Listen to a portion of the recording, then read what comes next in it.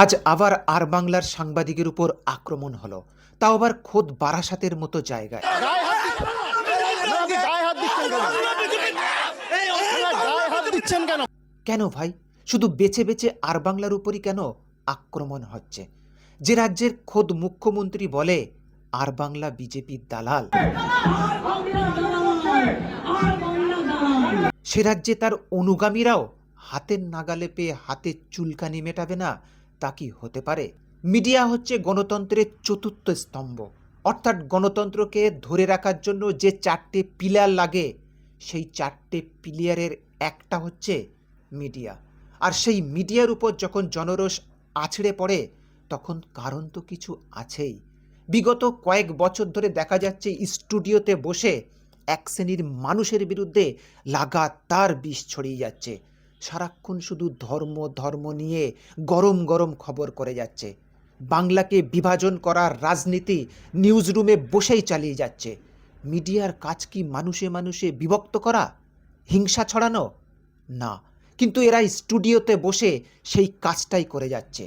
24 ঘন্টা সংখ্যালঘু মানুষদেরকে ছোট করা, সমাজের খারাপ ভূমিকায় তাদেরকে দেখিয়ে সংখ্যাগুরুদের ভোটকে এক জায়গায় করে একটা রাজনৈতিক দলকে উপহার দেওয়ার চেষ্টা যদি মিডিয়া করে, তো তাদের হাল রাস্তাঘাটে এমন হবে, এটাই স্বাভাবিক।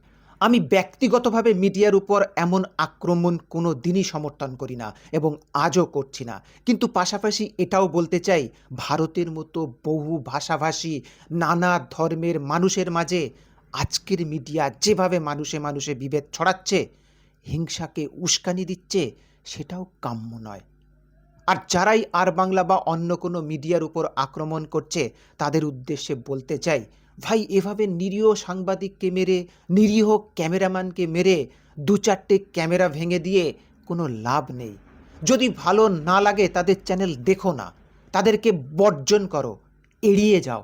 এভাবে একটা বিরাট সংখ্যক দর্শক যখন তাদেরকে বয়কট করবে, তখন আপনা আপনি তাদের টিআরপি পড়ে যাবে।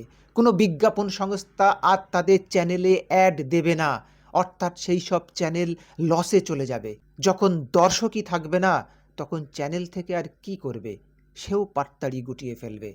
দোকানের ঝাঁপ আপনা আপনিই বন্ধ হয়ে যাবে।